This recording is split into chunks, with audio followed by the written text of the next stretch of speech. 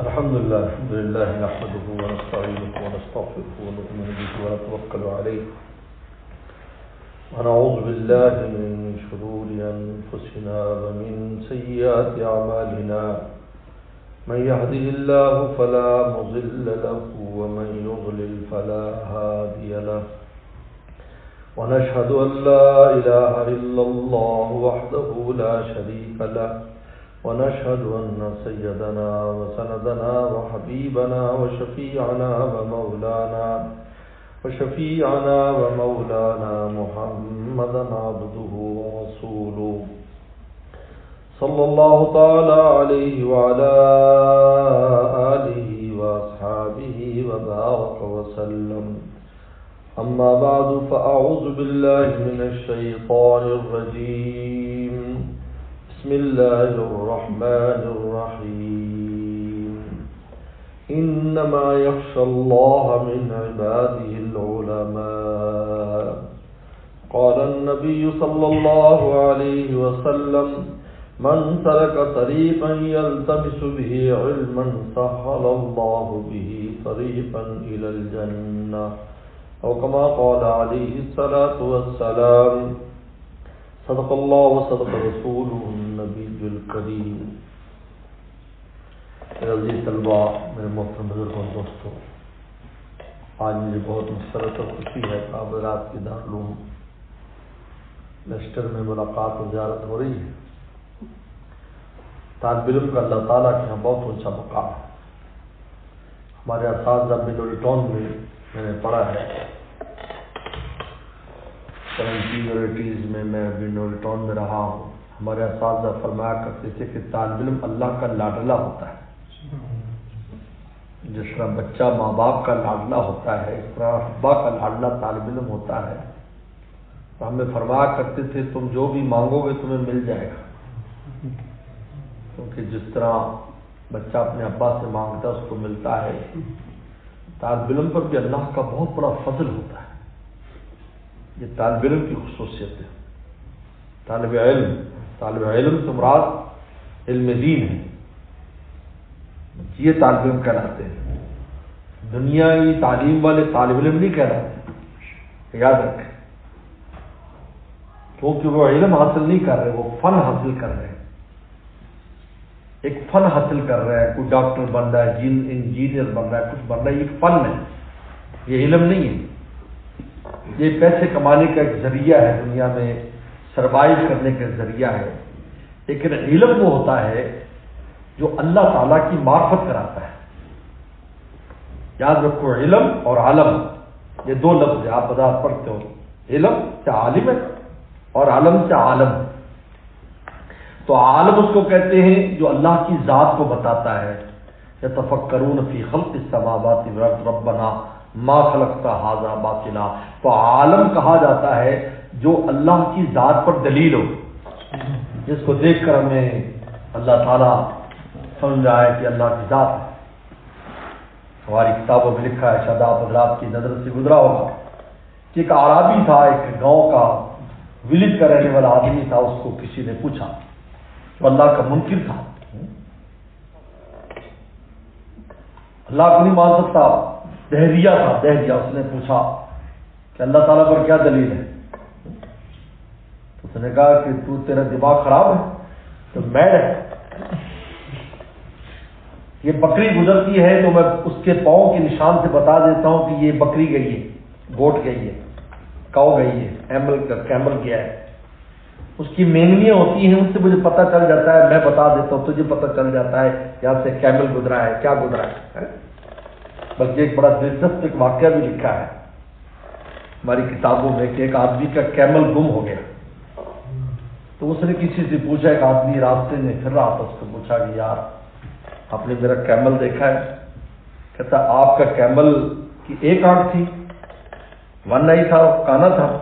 ہاں ہاں ہاں بالکل. وہ لنگڑا تھا؟ ہاں ہاں لنگڑا بھی تھا. ایک پاؤں جو ہے اس کا کام نہیں کر. ہاں ٹھیک ہے ٹھیک ہے. اور اس کی جو دم تھی وہ دم بھی کٹی ہوئی تھی، جو اس کی جو ٹیل تھی وہ بھی نہیں تھی. کہا کہ ہاں ہاں بالکل. نہیں میں نے تو نہیں دیکھا. مگر کیسے نہیں دیکھا؟ سب سائن تم بتا رہے ہو، ایوری سائن آپ مجھے بتا رہے ہو کہ بھئی اس کی آنکھ بھی نہیں ہے، اس کی دم بھی نہیں ہے، ٹیل بھی نہیں ہے، اس کی ایک ٹانگ بھی صحیح کام نہیں کرتی، تو آپ نے کہنے کہ نہیں دیکھا؟ تو وہ اس کو قاضی کے پاس لے گیا، کورٹ میں لے گیا، انہوں نے کہا جی یہ دیکھو اس کو پتا ہے، یہ بتا نہیں رہا۔ تو قاضی نے اس سے پوچھا کہ بھائی آپ اتنی سائن بتا رہے ہو تو پھر؟ کہا کہ نہیں دراصل میں گزرا تو میں نے دیکھا جو ٹریز ہیں وہ ایک طرف کی ٹری کھائے ہوئے ہیں اور دوسری طرف کی ٹری کھائے نہیں، تو میں نے کہا اس کی ایک آنکھ ہے جو ایک طرف دیکھتی تھی دوسری طرف نہیں دیکھتی تھی، کیونکہ دونوں طرف اگر چیز ہوگی تو جو ایک آنکھ والا ہوگا تو اس کو ادھر تو نہیں نظر آئے گا نا، ادھر ہی نظر آئے گا نا، جیسے ایک آنکھ والا بازار میں گیا، مارکیٹ میں ایک آنکھ والا گیا سیر کرنے فرسٹ ٹائم جب گیا، تو اس کے بعد جب ادھر مڑا تو ادھر بھی شاپ تھی، انہوں نے کہا یہ شاپ ادھر سے ادھر کیسے آ گئی؟ اس نے کہا کہ اور اس کا ایک ٹانگ کام نہیں کرتی تھی، تو میں نے دیکھا اس کے جو پاؤں کے نشان ہے، جو پاؤں کے نشان سائن ہے وہ 3 ہے، چوتھا نہیں ہے، تو میں نے کہا اس کی ایک آنکھ ٹانگ متاثر ہے، وہ اس کو زمین پر نہیں لگاتا، اور کہا کہ وہ جو مینگنیاں جو کرتا ہے، جو سٹول کرتا ہے، تو یہ اونٹ کی عادت ہے کہ وہ پوچھل ایسے مارتا ہے دم اپنی، اس سے اس کو پھیلا دیتا ہے ادھر ادھر، جو سٹول پاس جب کرتا ہے، تو وہ جب میں نے دیکھا کہ ایک ہی جگہ ہے تو میں کہا کہ اس کی ٹیل نہیں ہے۔ تو خیر میں اس پر بات کر رہا تھا، اس عرابی نے اس شخص سے کہا جو اللہ کو نہیں مانتا تھا، اس کو کہا کہ بھائی یہ چلنے کے نشانات ہمیں بتاتے ہیں کہ یہاں سے کون پاس ہوا ہے، کون یہاں واک کر کے گیا ہے، ہمیں مینگنیاں بتا دیتی ہیں کہ کون سا جانور یہاں سے گزرا ہے، تو یہ چاند اور سورج اور یہ ستاروں بھرا آسمان، یہ پہاڑ، یہ درخت، یہ نہیں بتاتے کہ ان کا پیدا کرنے والی بھی کوئی ذات ہے۔ تو عالم کہا جاتا ہے جو اللہ کی ذات پر دلیل ہو، اور عالم کہا جاتا ہے جو عالم باللہ، اللہ کو جانتا۔ یہ آپ خود فرمایا انا اعلمکم باللہ، بخاری میں آتا ہے میں تم میں سب سے زیادہ اللہ تعالیٰ کو جانتا ہوں، واخشاکم، اس لیے میں سب زیادہ ڈرتا ہوں۔ اس لیے خشیت جو ہے نا، ڈرنا، یہ علم کا خاصہ ہے، انما یخشی اللہ من عباد العلماء، خشیت اور علم برابر ہے۔ اگر آپ علم اخلاص کے ساتھ حاصل کر رہے ہیں تو آپ میں خشیت کا آنا لازم ہے، کیونکہ جب آدمی جان لیتا ہے، دیکھو چھوٹا بچہ ہوتا ہے، وہ ہماری جو سوئچ ہے اس کے اندر انگلی دیتا ہے، تو یو ڈونٹ نو کہ اس سے مجھے کرنٹ لگے گا، اس کو نہیں پتا نا، اور جب آپ دیں گے نہیں، آپ کو علم ہو چکا ہے اس میں کرنٹ ہے، یہ کرنٹ جو ہے نا مجھے نقصان دے گا، لیکن چھوٹے بچے کو معلوم نہیں ہے۔ اسی طرح جو انسان میں علم آتا ہے، اللہ کی معرفت بڑھتی ہے، اللہ تعالیٰ کی خشیت بڑھتی چلی جاتی ہے، کیونکہ عالم تو طالب علم ہوتا وہ ہے جو علم دین کا طالب علم ہے۔ جب علم دین کا طالب علم ہے تو فرشتے بھی دعائیں کرتے ہیں، روزانہ فرشتے آپ کے رستے میں پر بچھاتے ہیں، روزانہ آپ جب گھر سے نکلتے ہو روزانہ پر بچھاتے ہیں، آپ کے لیے دعائیں کرتے ہیں۔ حدیث میں آتا ہے من سلک طریقا، ہمارے استاد مفتی ولی حسن ٹونکی رحمۃ اللہ علیہ جو شیخ الحدیث سے بن ٹون کے فرماتے تھے، من سلک طریقن سے یہی طریقہ ہے جس سے آپ جس راستے سے آتے ہو، اسی راستے کو اللہ قیامت کے دن جنت کے راستے میں کنورٹ کرتے ہیں۔ یہی طالب علم کا راستہ جس سے آپ مدرسے کے اندر آتے ہیں۔ تو یہ اللہ تعالیٰ کا بہت بڑا فضل ہے کہ اللہ تعالیٰ نے آپ کو منتخب کیا علم دین کے لیے، یہ انتخاب ہے۔ اللہ تعالیٰ خود فرماتے ہیں ثم اورثنا الکتاب الذین اصطفینا، اصطفینا جن کو ہم نے منتخب چوائس کیا ہے من عبادنا، اپنے بندوں میں، ہر ایک کو نہیں دیتے، علم دین ہر ایک کو نہیں دیا جاتا، علم دین اس کو ملتا ہے جس کا اللہ تعالیٰ انتخاب کرتے ہیں، جس دل کا انتخاب کرتے ہیں اس کو قرآن دیتے ہیں، ان کو حدیث دیتے ہیں، ان کو فقہ دیتے ہیں، ان کو علم دین دیتے ہیں۔ اصطفینا من عبادنا، جن کو ہم منتخب کرتے ہیں ان کو ہم نبیوں کی میراث دیتے ہیں۔ تو اللہ تعالیٰ کا بڑا فضل عظیم ہے کہ اللہ تعالیٰ نے آپ کو منتخب کیا ہے۔ اب دو چیزیں لازم ہیں، ایک قبولیت تو ایک قابلیت۔ میرے شیخ حضرت شاہ کی مقصد صاحب رحمۃ اللہ علیہ فرماتے تھے قابلیت بھی چاہیے، قبولیت بھی چاہیے، یعنی اللہ کے ہاں آپ قبول ہو۔ اگر علم قبول نہ ہو تو کوئی کتنا پڑھ لے۔ بلم بن باور کا قصہ قرآن میں آپ نے پڑھا ہوگا، جو تفسیر پڑھتے ہیں، قرآن نے کتے کے ساتھ اس کو تشبیہ دی، کیونکہ اس کا علم مقبول نہیں تھا. جب مقبول نہیں ہوا اور اپنے ہی پیغمبر کے اور اپنے ہی نبی کے خلاف بد دعائیں کرنے لگ گیا موسیٰ علیہ السلام کے خلاف، تو اس کی زبان لٹک کر اس کے پیٹ میں آ گئی. کل فرمایا کتے کی طرح یلحظ، کتے کی طرح ہکلاتا ہے، جیسے کتا زبان باہر نکال کر ہکلاتا ہے، اس طریقے پر وہ ہکلاتا ہے. قبول نہیں ہوا. حضرت ثانی فرماتا ہے شیطان بہت بڑا عالم تھا، ہر نبی کے علوم کو جانتا تھا، لیکن عند اللہ قبولیت نہیں تھی. تو کہتا ہے شیطان منزل پر نہیں پہنچا، من رجا رجا نہ طریق، جو واپس آیا رستے سے واپس آیا. تو قبولیت بڑی اہمیت کی حامل. یاد رکھو اگر علم قبول ہو جائے پھر آپ چاہے استعداد کے اعتبار سے کچھ کمزور بھی ہوں، اللہ آپ سے دین کی خدمت لے لے. یہ عجیب بات ہے. اور اگر قبول نہیں تو بڑے بڑے لوگ جن کے پاس بڑے بڑے علوم تھے ان سے کام نہیں ہوا. ان کو لوگ علمی دنیا میں ان کو نہیں پہچانتے ہیں. امام مالک رحمۃ اللہ علیہ نے جب موطا لکھنی شروع کی، موطا مالک، سب سے پہلے جو حدیث کی باضابطہ کتاب آئی ہیں، دو کتابیں آئی. ایک امام اعظم حنیفہ رحمۃ اللہ کی کتاب مسند ابی حنیفہ، اور ایک امام مالک رحمۃ اللہ علیہ کی کتاب موطا امام مالک. باقی امام بخاری وغیرہ تو اباؤٹ 50 ایئرز آفٹر اس کے آئے ہیں. اس سے پہلے یہ دو کتابیں، اس کے بعد اور بڑی محدثین کی کتابیں ہیں، مصنف ابن شیبہ، مصنف عبدالرزاق. تو ہم یہ سمجھ لیتے ہیں کہ بس یہ بخاری سے یہ حدیث شروع ہوئی ہے، ایسا کچھ نہیں ہے. اس سے پہلے بہت کتابیں لکھی اور بہت بڑی بڑی ضخیم کتابیں.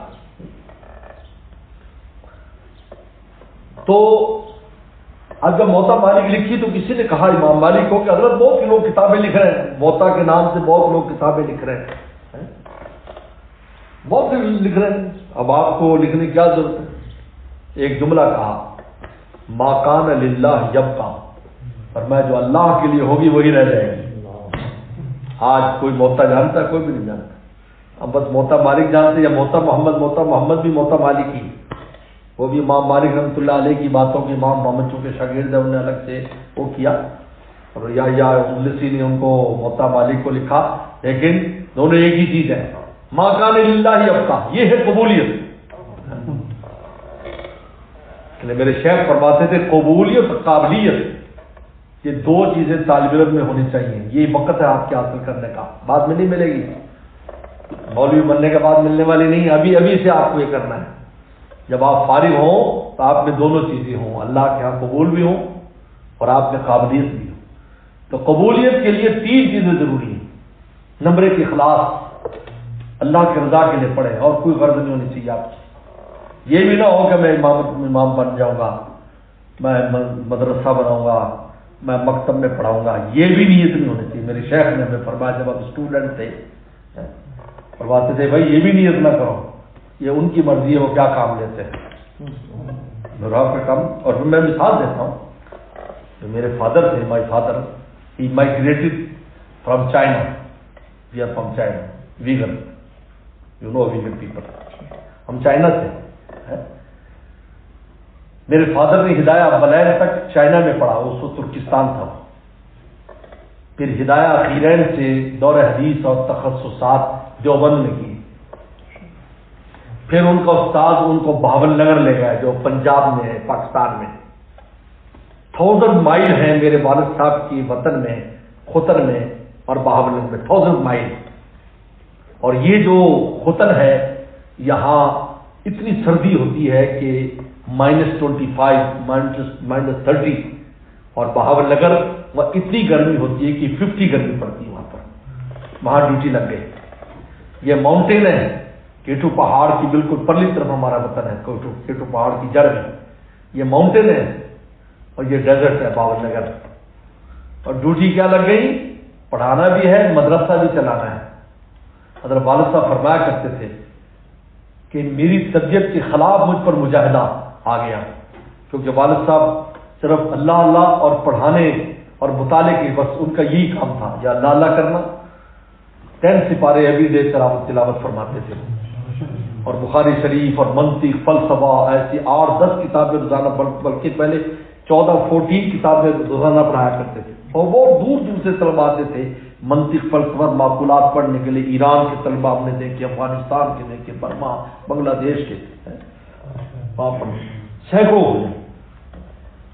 ہنڈریڈ پیپل جو ہے اسٹوڈنٹ ہوتے تھے اس وقت، یعنی 50s میں، 60s میں، 70s میں ہم نے دیکھا، دور دور سے آتے تھے۔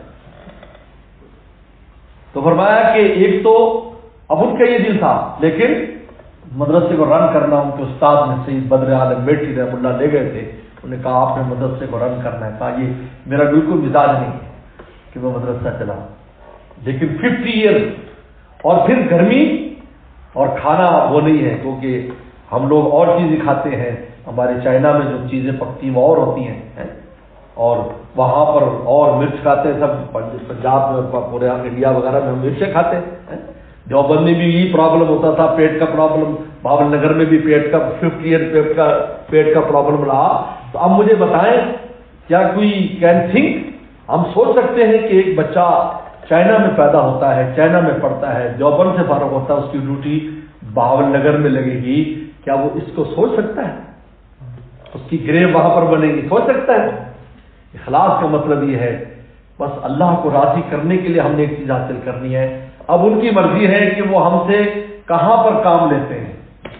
دوسری چیز تقویٰ، گناہوں سے بچو، کیونکہ گناہ جو ہے اللہ سے دور کرتے ہیں، اللہ کی نگاہ میں بندے کو مبغوض کر دیتے ہیں، اور طالب علم کے لیے تو بالکل جائز نہیں ہے کہ کسی گناہ کے قریب آئے، اس لیے کہ وہ حاصل کیا کر رہا ہے، زبان سے کیا پڑتا ہے، گناہ ہی نہیں سے ہوتا ہے، آنکھ سے گناہ ہو رہا ہے، زبان سے، کان سے، اور آپ کان سے حدیثیں سن رہے ہیں، مسائل سن رہے ہیں، زبان سے مسئلے پڑھ رہے ہیں، قرآن پڑھ رہے ہیں، آنکھ سے کتابوں کو دیکھ رہے ہیں، استادوں کو دیکھ رہے ہیں، اب انہی سے آپ گناہ کریں گے۔ آپ بتائیں، ایک پلیٹ ہو جس میں آپ کھانا کھاتے ہیں، اس میں آپ گندگی رکھیں گے، یوز کریں گے اس کو گندگی کے لیے؟ اب بتاؤ، گھر میں جو گند اٹھانے کے لیے جو چیز یوز کی جاتی ہے اس کے اندر کبھی کھانا ڈالا جاتا ہے؟ کبھی نہیں، چاہے جتنا دھو لیں اس کو پاک کر لیں، نہیں، کہا نہیں ہو ہی نہیں سکتا، ہماری طبیعت ہی نہیں کرتی، کیونکہ یہ اس کام کے لیے ہم اس کو استعمال نہیں کریں گے۔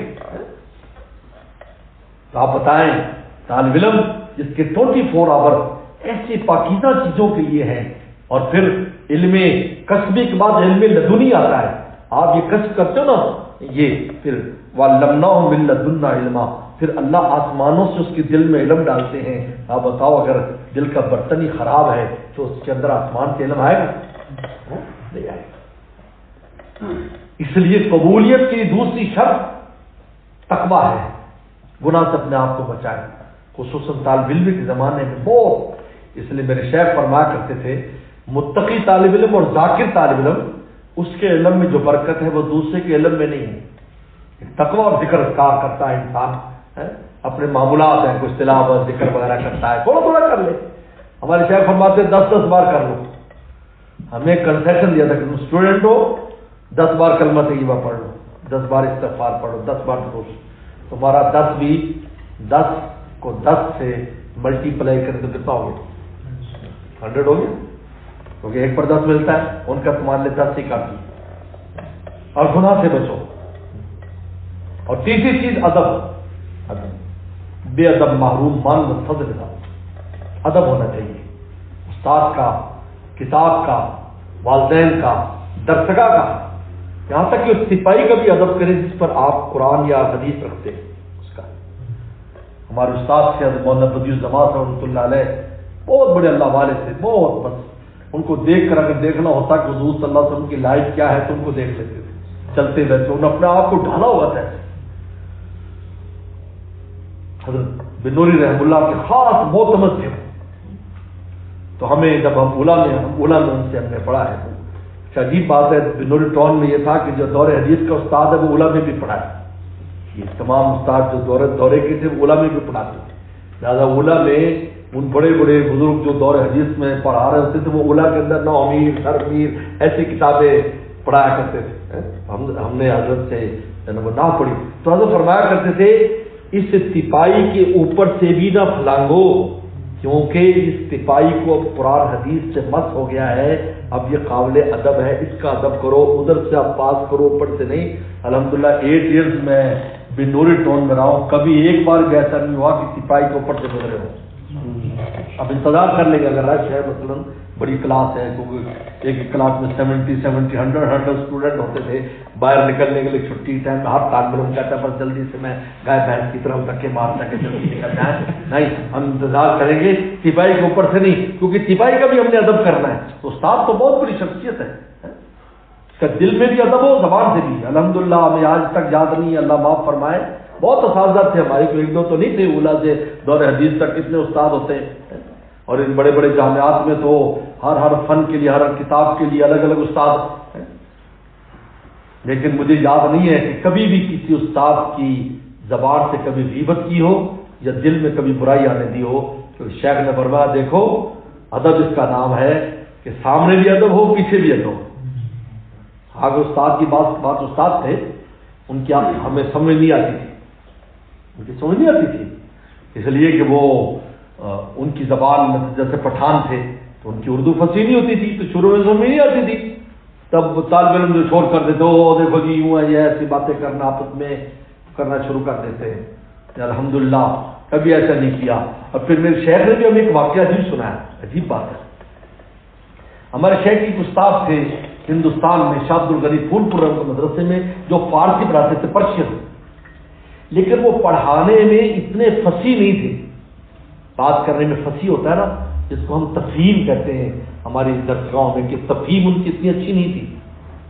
ان سے فارسی پڑھے حضرت بڑا تب کرتے تھے، طالب علم فور کر دیتے تھے، جی صحیح پڑھا دیں، یہ ہے وہ ہے۔